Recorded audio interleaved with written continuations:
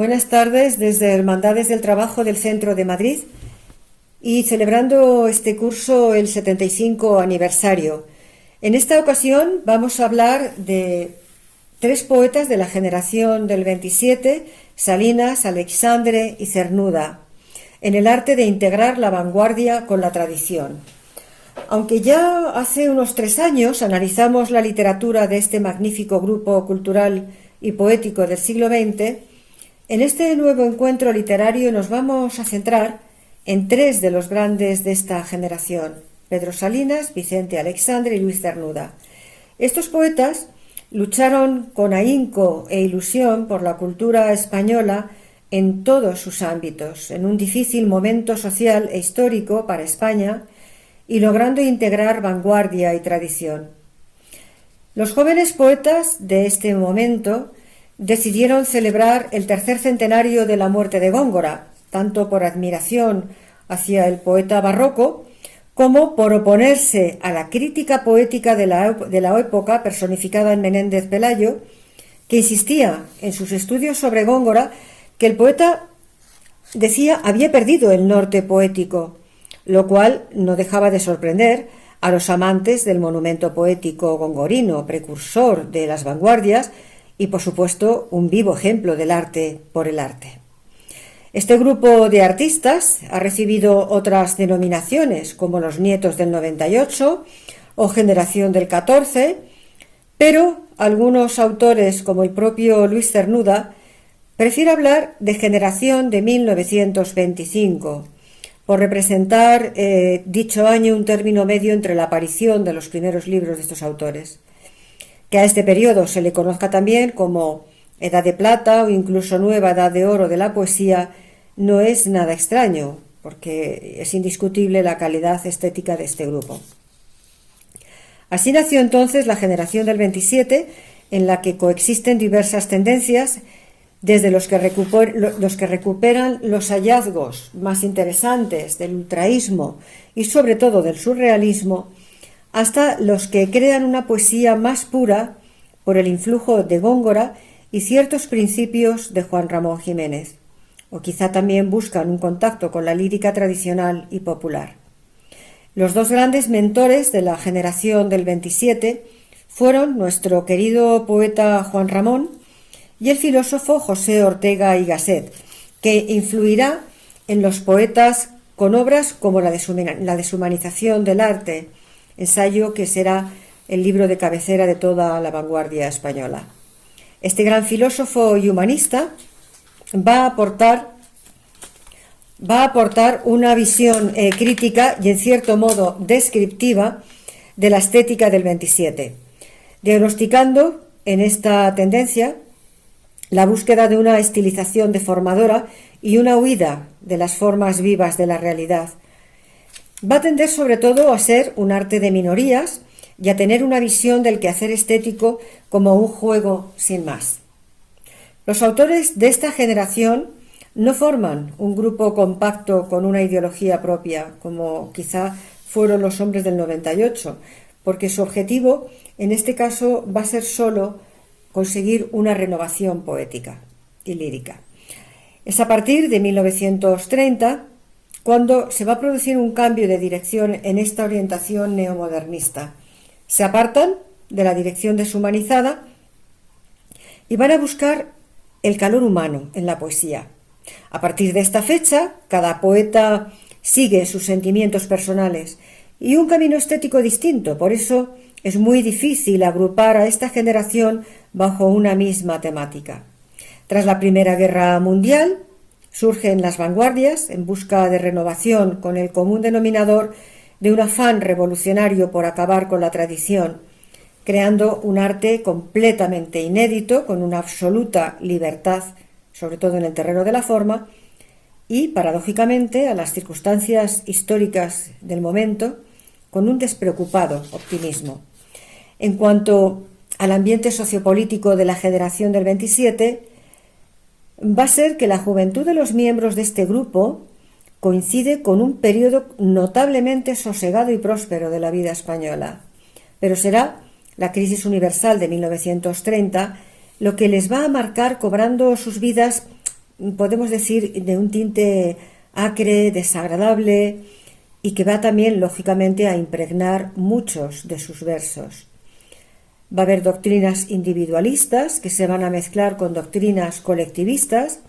El arte busca formas antiburguesas, ensayando todo sin miedo a la extravagancia y al absurdo, y surge al mismo tiempo un amor por lo popular.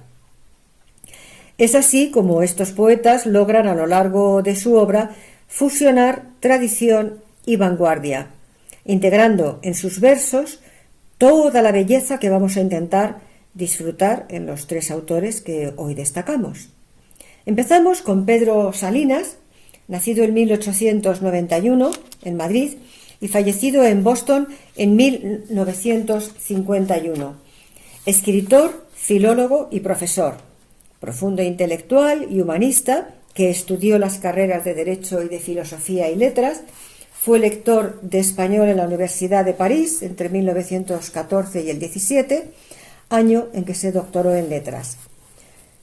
Poeta subjetivo, heredero de la tradición amorosa de Garcilaso de la Vega y de Bécquer, porque el gran tema de su poesía fue el amor, a través del cual matizó y recreó la realidad y los objetos que le circundaban.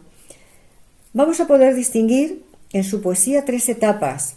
La primera con una poesía pura, influida por Juan Ramón, que caracterizó, por supuesto, también los comienzos de muchos de sus compañeros de generación, como Jorge Guillén, Alexandre, Dámaso Alonso, Lorca o Alberti. Incluye los poemarios titulados Presagios, Seguro Azar y Fábula y Signo. En la segunda etapa, hasta 1939, fue la de la poesía genuinamente amorosa, fruto de su apasionada relación con la profesora norteamericana Catherine Whitmore. En ella celebra el amor que da sentido al mundo. La amada es una criatura concreta en un espacio cotidiano con la que el poeta mantiene un coloquio continuo. Muestra un amor que no es atormentado ni sufrido y es una fuerza prodigiosa que da sentido a la vida. De esta época tenemos dos títulos: La voz a ti de vida, Razón de amor y uno más, Largo lamento. La poesía de esta etapa está en segunda persona, porque se dirige a la imagen de la amada, que está envuelta en las circunstancias externas de su vida.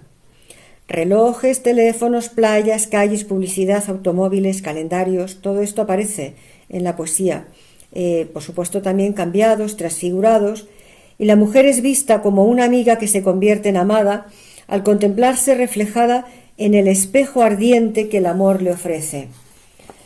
Y la tercera etapa, que ya va desde 1939 hasta su muerte, es una poesía que reflejó sus inquietudes filosóficas, una preocupación por la función del poeta en el arte, ya que su espíritu humanista se revela ante el mundo moderno.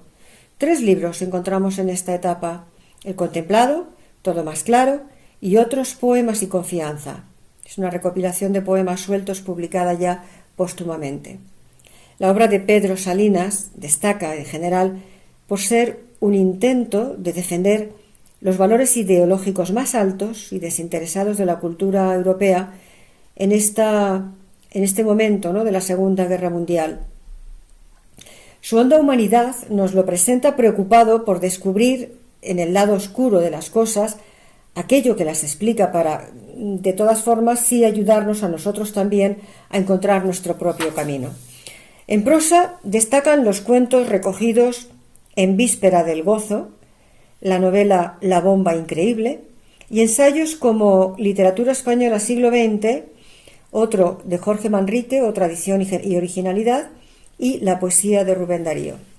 Su obra dramática también va a estar influenciada por el teatro de la vanguardia en títulos como La estratosfera, La fuente del arcángel y Los santos. También destacan las obras breves: La isla del tesoro, El chantajista, El parecido y la bella durmiente, Sobre Seguro y Caín o Una gloria científica, y luego ya obras más extensas, titulada una Judith y el tirano y otra El director. La pena es que la mayor parte de su obra dramática está aún sin editar. Vamos a hacer un breve recorrido por la poesía de Salinas en la que podamos apreciar cómo el tema amoroso se va entrelazando con la angustia y el dolor de los hombres. Es así como podemos valorar su maestría en combinar tendencias opuestas que van desde el concepto más tradicional y beckeriano del amor y de la intimidad a los más vanguardistas y renovadores impulsos intelectuales.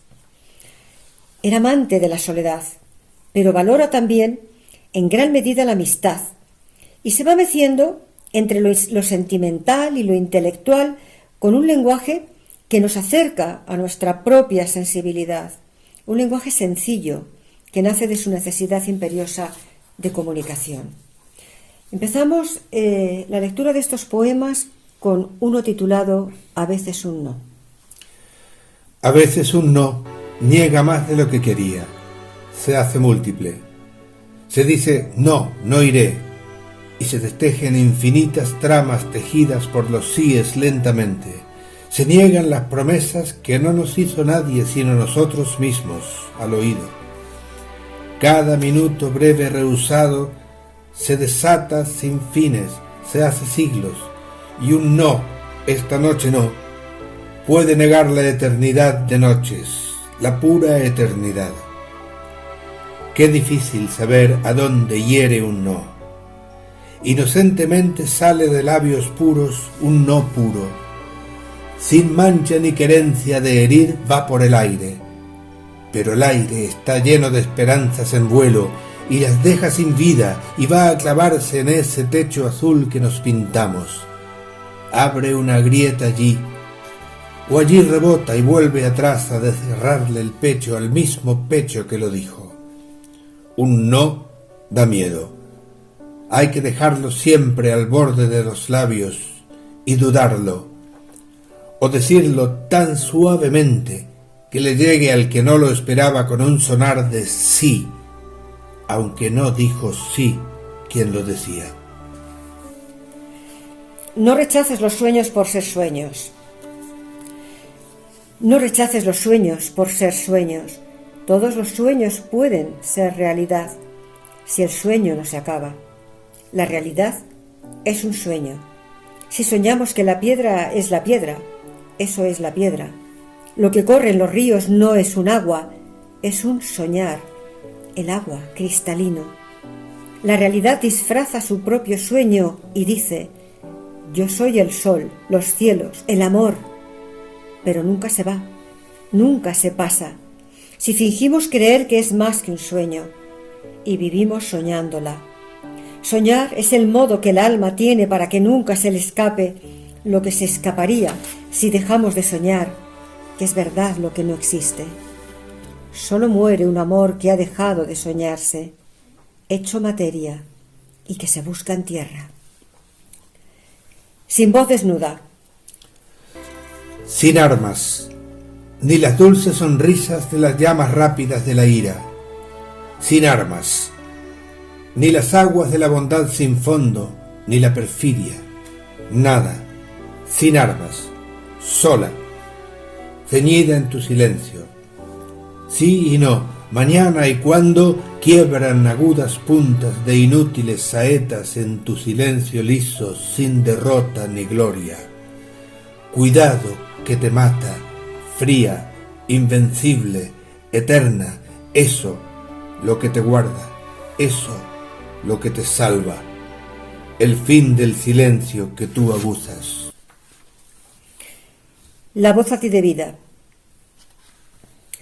Tú vives siempre en tus actos.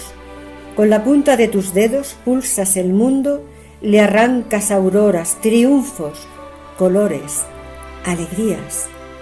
Es tu música. La vida es lo que tú tocas. De tus ojos, solo de ellos, sale la luz que te guía los pasos. Andas por lo que ves, nada más. Y si una duda te hace señas a 10.000 kilómetros, lo dejas todo, te arrojas sobre proas, sobre alas, estás ya allí. Con los besos, con los dientes la desgarras. Ya no es duda, tú nunca puedes dudar.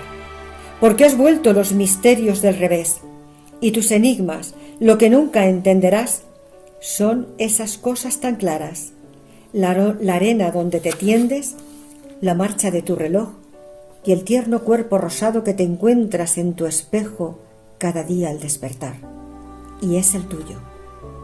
Los prodigios que están descifrados ya, y nunca te equivocaste más que una vez, una noche que te encaprichó una sombra, la única que te ha gustado, una sombra parecía, y la quisiste abrazar, y era yo. Ayer te besé en los labios. Ayer te besé en los labios, te besé en los labios, densos, rojos. Fue un beso tan corto que duró más que un relámpago, que un milagro, más.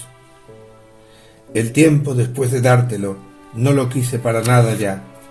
Para nada lo había querido antes. Se empezó, se acabó en él. Hoy estoy besando un beso, estoy solo con mis labios. Los pongo no en tu boca, no, ya no. ¿A dónde se me ha escapado? Los pongo en el beso que te di ayer, en las bocas juntas del beso que se besaron. Y dura este beso más que el silencio, que la luz, porque ya no es una carne ni una boca lo que beso, que se escapa, que me huye. No, te estoy besando más lejos. Bien, pues continuamos con Vicente Aleixandre, que nace en Sevilla en 1898 y fallece en Madrid en 1984. Su infancia va a transcurrir entre Málaga y Madrid. Estudia Derecho y Comercio y durante unos años será profesor en la Escuela de Comercio de Madrid, especializándose en Derecho Mercantil. Su amistad con Dámaso Alonso y sus inquietudes literarias le van a llevar a leer y a estudiar a los grandes poetas de la literatura universal, y por supuesto a Bécquer, Rubén Darío y también a los poetas simbolistas franceses. Sufrirá una grave enfermedad y durante su recuperación se dedica a escribir poesías que serán publicadas en las revistas culturales más importantes de la época, como en la Revista de Occidente, y consiguieron gran éxito. Es así como empieza su amistad con otros poetas de la generación, como Lorca y Cernuda. Ya tras la Guerra Civil, fue uno de los muy pocos autores de su generación que permanece en España, y su obra va a tomar una trayectoria muy, pero que muy personal. Fueron años de lo que él llamó exilio interior. Años de soledad por tantas ausencias a la que se sumó una eliminación de su nombre. El propio Aleixandre así lo explicaba. Yo no pude vender mis libros ni publicar nada. No pude ser siquiera mencionado.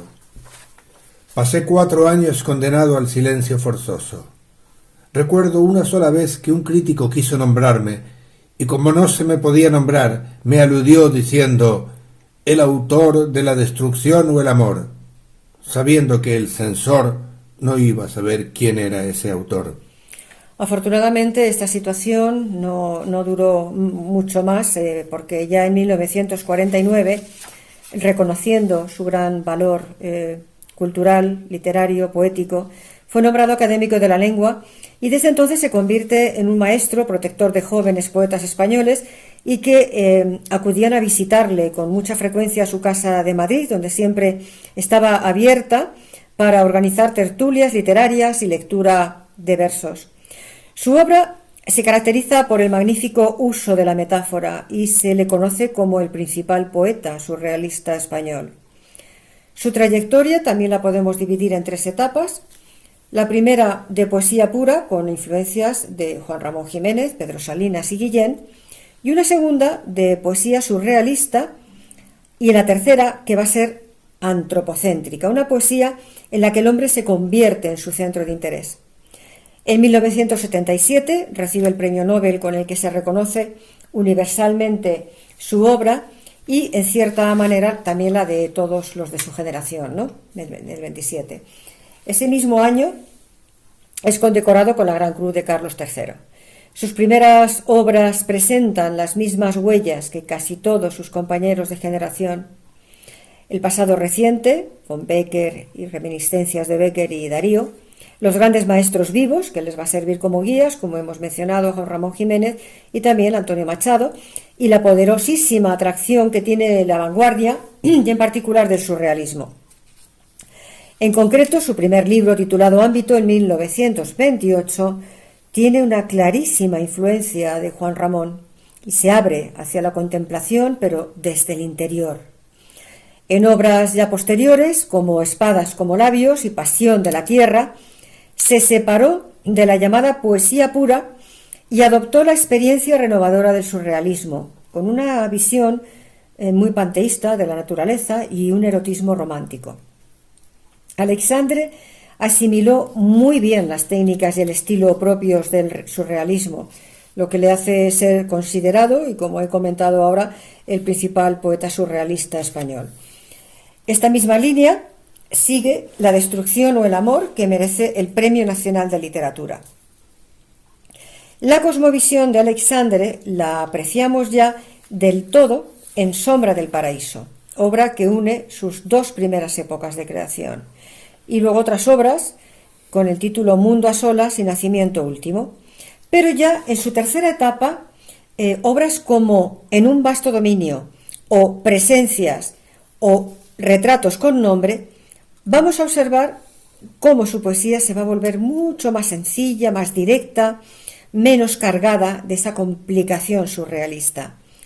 Entonces la mirada del poeta se hace mucho más humana, se acerca mucho más a las cosas cotidianas y al mundo que le rodea.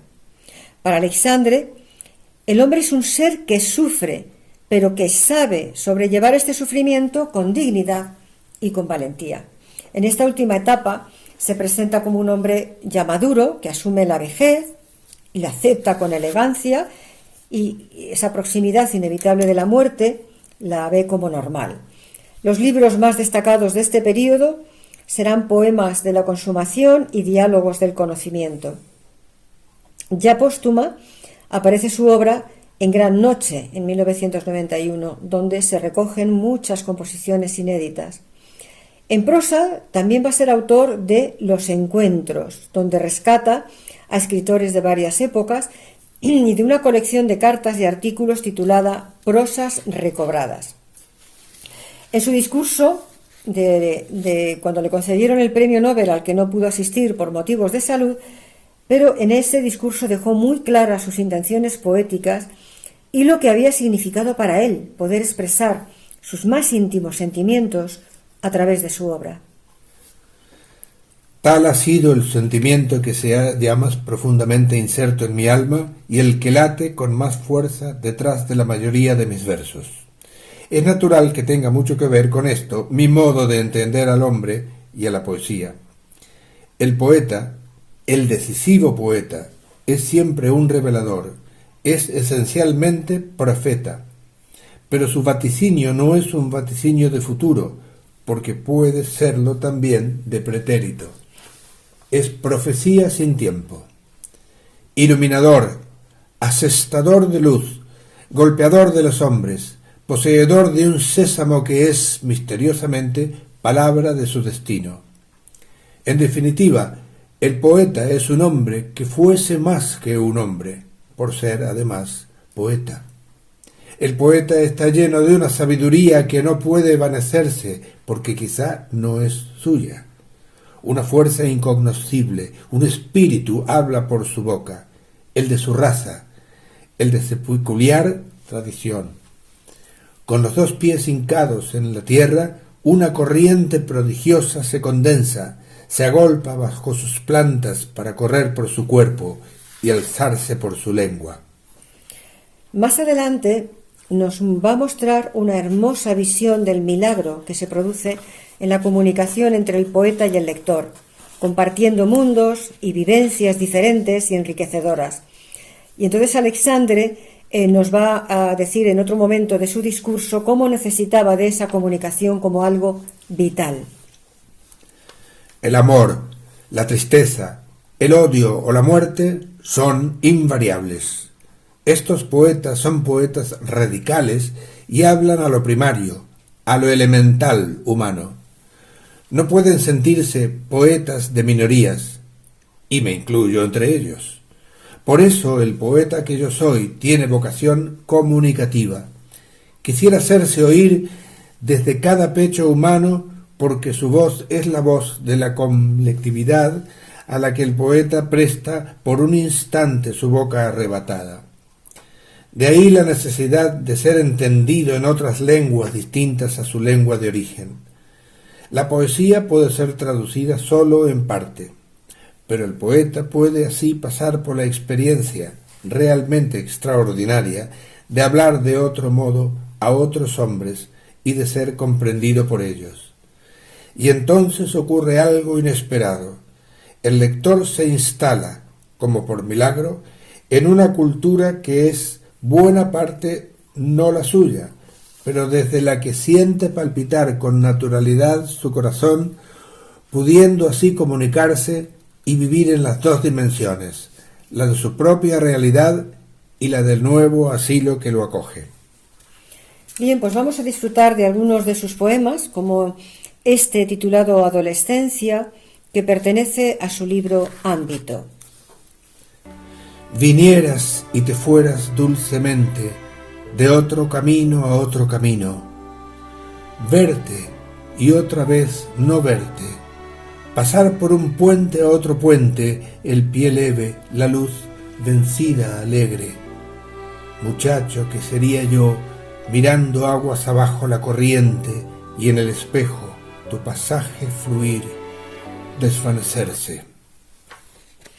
Como la mar, los besos. No importan los emblemas ni las vanas palabras, que son un soplo solo.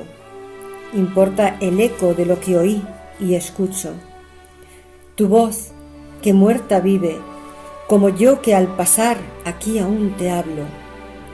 Eras más consciente, más duradera, no porque te besase, ni porque en ti asiera firme a la existencia, sino porque, como la mar, después que arena invade temerosa, se ahonda en verdes o en espumas, la mar se aleja.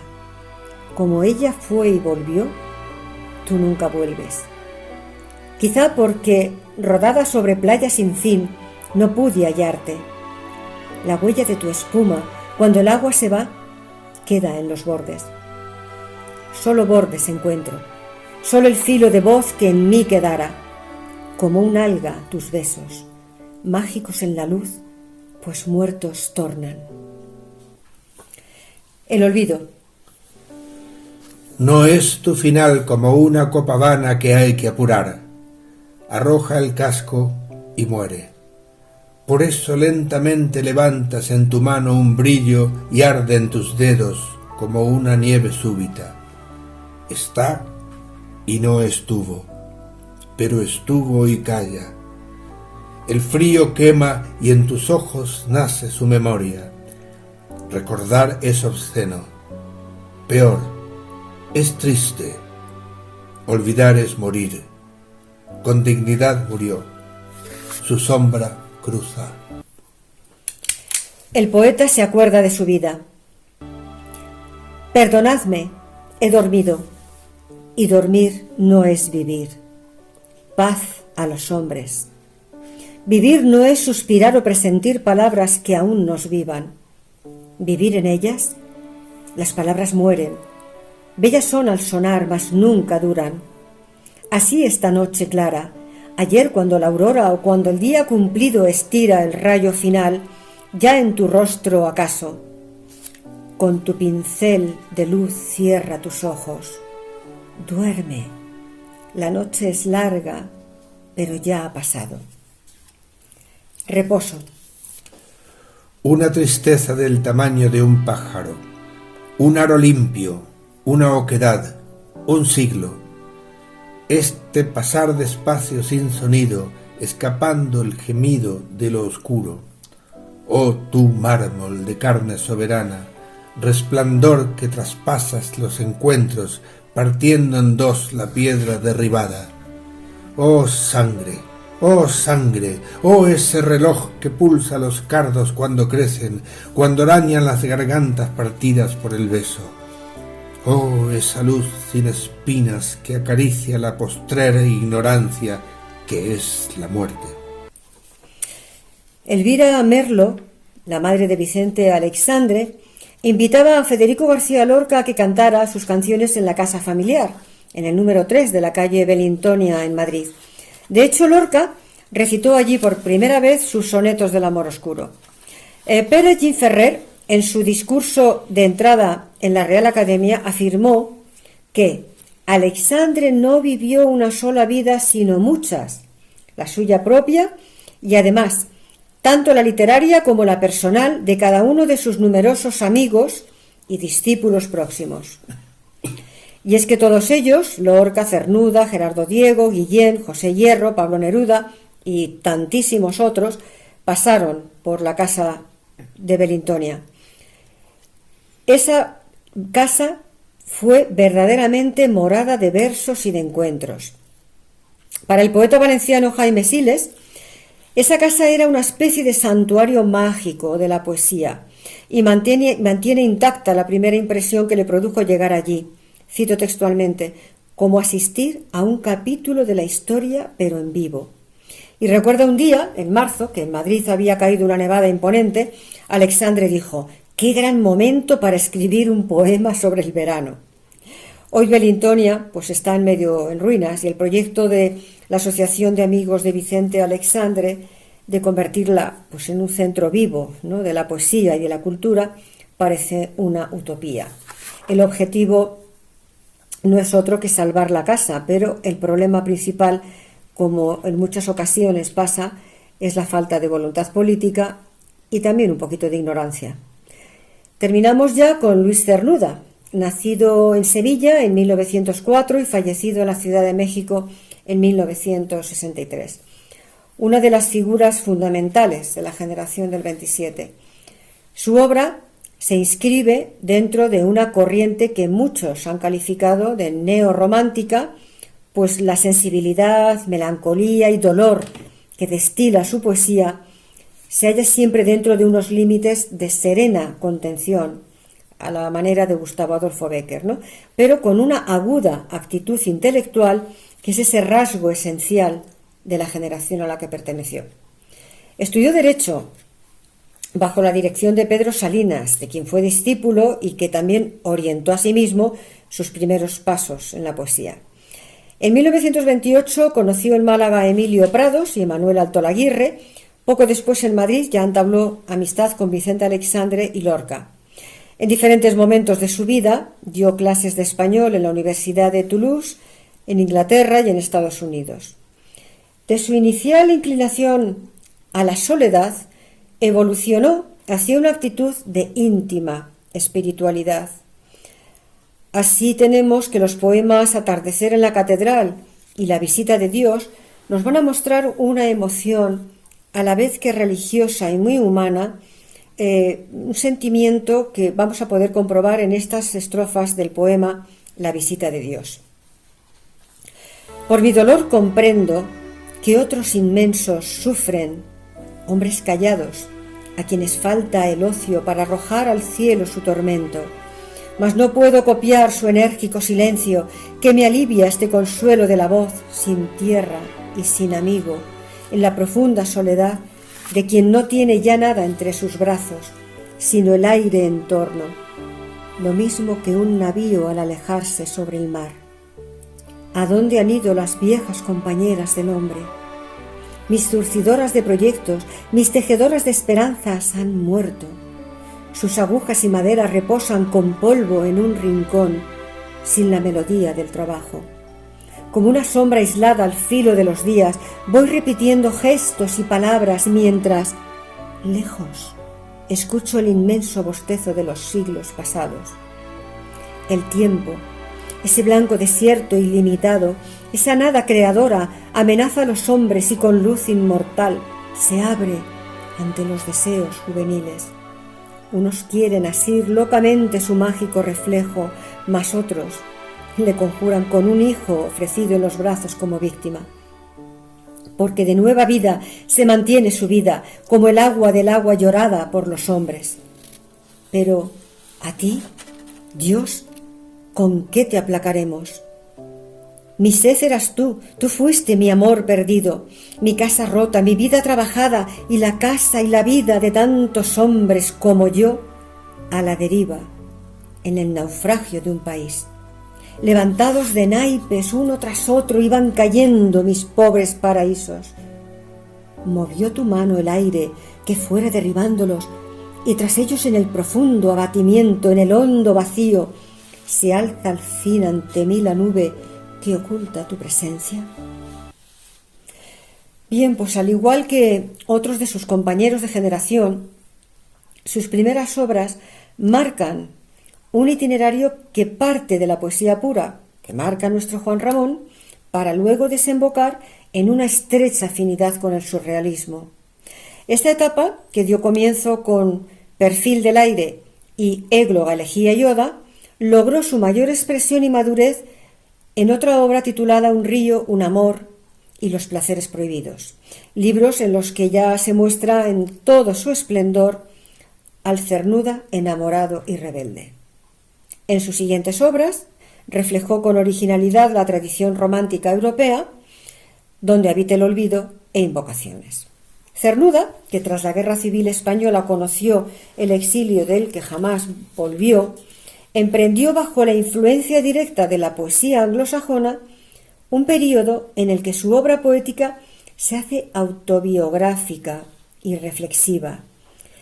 Residente en Gran Bretaña, Estados Unidos, por último en México, publicó sucesivamente, entre otros libros, Las nubes, Como quien espera el alba, Vivir sin estar viviendo, Con las horas contadas y Desolación de la quimera. Pero, además de poeta, Cernuda fue también un excelente prosista. Toda su obra recopilada tras su muerte se puede encontrar en Variaciones sobre tema mexicano, otra obra titulada Ocnos, y en Estudios sobre poesía española contemporánea. Vamos a disfrutar de algunos de sus versos en estos bellos poemas. Donde habite el olvido. Donde habite el olvido, en los vastos jardines sin aurora, donde yo solo sea memoria de una piedra sepultada entre ortigas sobre la cual el viento escape a sus insomnios, donde mi nombre deje al cuerpo en brazos de los siglos, donde el deseo no exista, en esa gran región donde el amor, ángel terrible, no esconda como acero en mi pecho su ala, sonriendo, lleno de gracia aérea mientras crece el tormento. Allí donde termine este afán que exige un dueño a imagen suya, sometiendo su vida a otra vida, sin más horizonte que otros ojos frente a frente, donde penas y dichas no sean más que nombres, cielo y tierra en torno a un recuerdo, donde al fin quede libre sin saberlo yo mismo, disuelto en la niebla, ausencia leve como carne de niño, allá lejos, donde habite el olvido. Quisiera estar solo en el sur. Que mis lentos ojos no verán más el sur de ligeros paisajes dormidos en el aire, con cuerpos a la sombra de ramas como flores, o huyendo en un galope de caballos furiosos. El sur es un desierto que llora mientras canta, y esa voz no se extingue como un pájaro muerto. Hacia el mar encamina sus deseos amargos, abriendo un eco débil que vive lentamente. En el sur tan distante quiero estar confundido. La lluvia ahí no es más que una rosa entreabierta. Su niebla misma ríe risa blanca en el viento. Su oscuridad, su luz, son bellezas iguales. Unos cuerpos son como flores.